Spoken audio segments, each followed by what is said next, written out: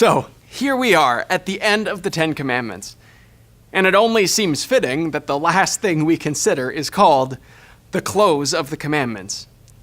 It goes like this. What does God say about the Ten Commandments?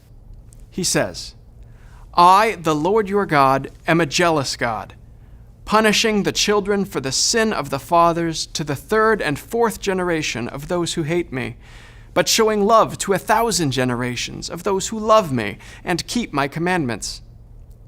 What does this mean? God threatens to punish all who break these commandments.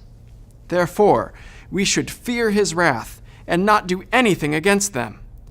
But he promises grace and every blessing to all who keep these commandments. Therefore, we should also love and trust in him and gladly do what he commands. Okay, so this is a lot. But in the end, it really makes sense, right?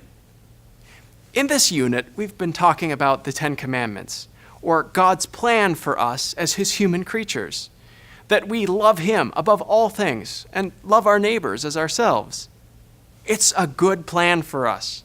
It creates order in the world. Think of it this way. Imagine your room, or your locker, or your house. These are simple examples. What happens when stuff gets out of order?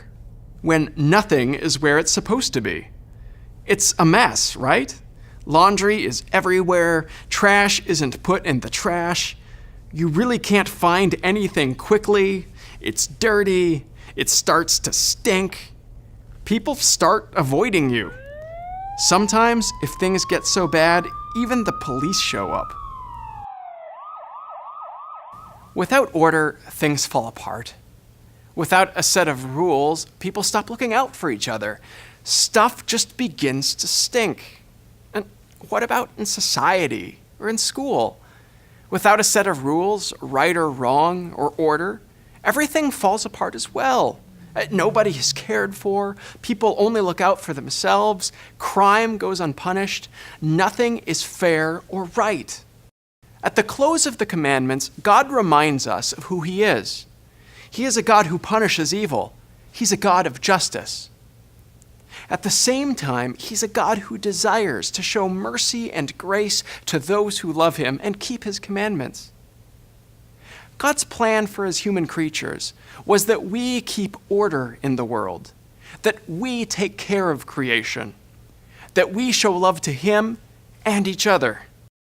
But we also know, from the way that we keep our rooms, to the way that we treat each other, to the crime and the wars that we see on TV, that we're sinners.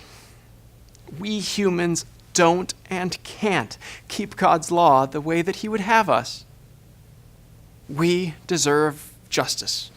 We deserve punishment. But that's why Jesus came, for us, to suffer the punishment that we deserve for our sins, for our guilt, for the mess that we have made of ourselves and this world. We deserve hell. Jesus paid the price to give us the future that we don't deserve, heaven and a new creation. The commandments close with this. God has a plan, and we don't keep it perfectly. But Jesus gives us forgiveness and grace.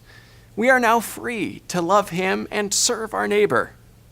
Let's embrace our calling and strive to live faithfully as his human creatures, keeping his commandments and rejoicing in life, forgiveness, and salvation in Jesus.